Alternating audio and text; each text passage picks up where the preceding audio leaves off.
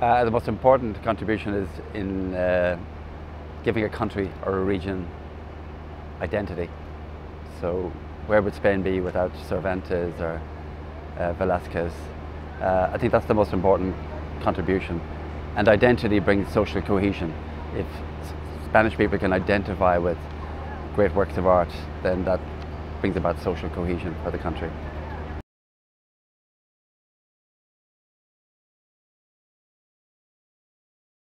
There are four major benefits, in my opinion. First is it creates a sense of national identity for Spain or for Ireland, from where I come from, because people associate Spain with Cervantes or with Velázquez. When Ireland, we associate Ireland with things that are artistic. So that's the most important thing, is the identity of a country. But the second, this is the social benefits from investing.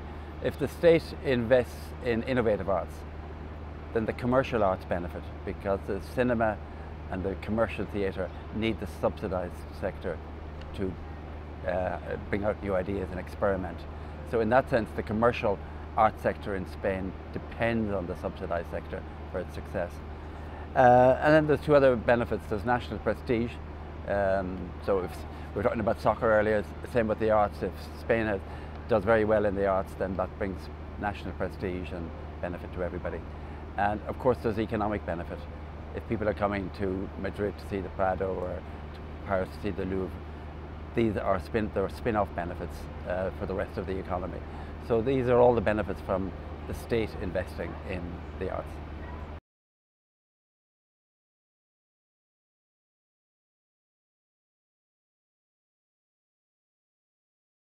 All of the evidence shows a very uneven pattern. So the more educated people are, the more likely they are to attend the state arts. And that's true not just in Spain, but in every country in Europe. And it's been true for at least 60 years. So there is a marked variation. As I've said, people with low levels of education simply do not attend the so-called high arts, the arts that are subsidized by the state.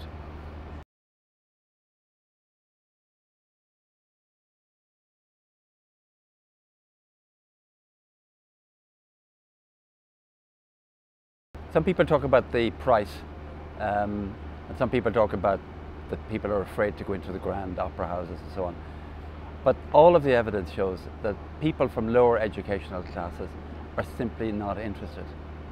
So even if there's free entry, they will not go. So that means it's people's preferences, and people with lower educational level simply have no preference for the state-funded arts.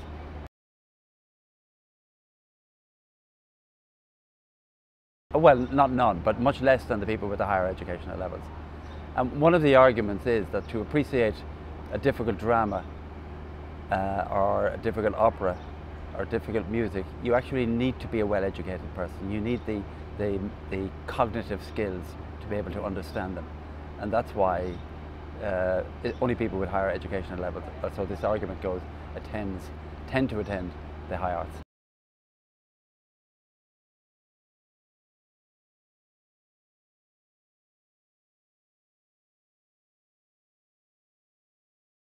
In my opinion, no, because if there are these public benefits, so you don't have to be attending the high arts, but let's assume people are coming to Madrid and eating in cafes and so on because they go to the Prado. Everybody's benefiting then. Or if the Spanish soccer team is doing well, it's not the people who are just attending the Spanish football matches, it's everybody gets a benefit from that. So I don't think it's regressive. It may be slightly regressive, but it's not regressive if everybody is benefiting from this sense of belonging from Spanish achievement.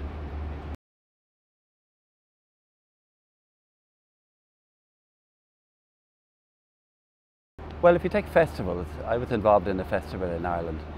It was an opera festival, and almost nobody in the town would have gone to the main festival. But they were all involved.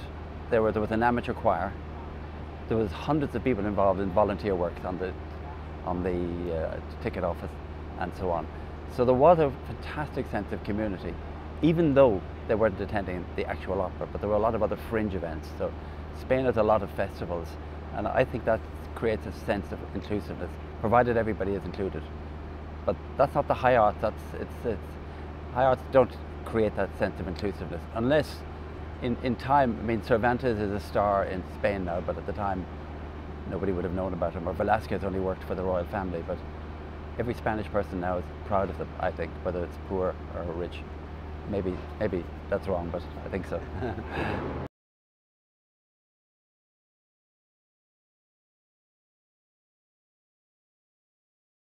Well, sport is very similar to the arts, really. There's also people with higher educational level tend to go to sports events more than people with low educational level. And sports also creates a sense of community and a sense of national pride. So this is always a difficult question, but certainly in Ireland, sports are heavily subsidised by the state.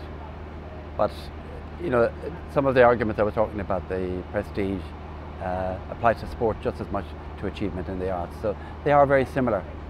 And some people might say sport is even more important because it's good for your health, which arts may not be. But the profile of attendance is quite similar at both sets of activities.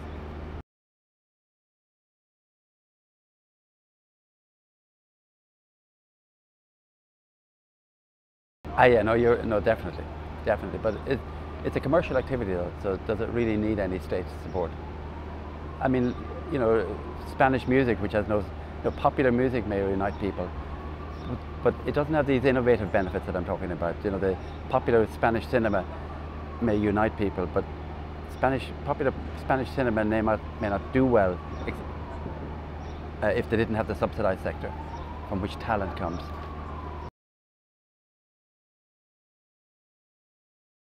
Not only do I think all of the evidence shows that it is. So if you look at, most of my work has been looking at composers and visual artists and philosophers, where they worked over centuries. And it's incredible, they've always worked together. The most important activity was where it happened in clusters. So Italy, Florence and Rome, Paris, and it's the same in the software industry today. So the creativity is definitely contagious. And people say it's because of tacit knowledge. If you're working with a group of people that are very creative, you learn from them that you cannot learn through a computer. And also there's competition between you. So all of the evidence shows that it is contagious. In other words, it benefits everybody to work together.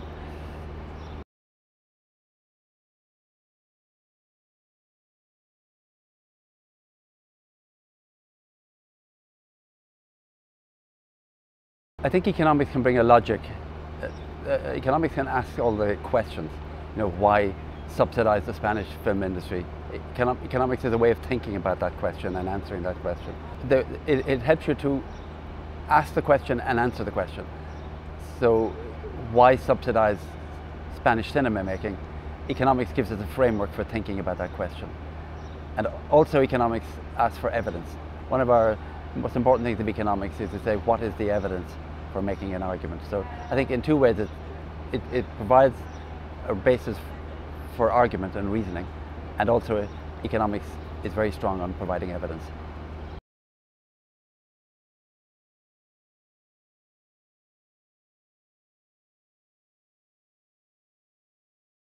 I think probably industrial organisation. I've just looked at a paper on the film industry, which is part of industrial. So I think the emphasis should shift away from the high arts to the industrial and creative arts, and to the importance of cities, to creative cities, to tourism and industry. So that means going into a branch of economics that cultural economics haven't been in much. It's called industrial organisation theory and urban economics. So I think those are the interesting areas for development. And a lot of Spanish people working in the cultural area, economists, now work in that. So in some ways they're leading the way.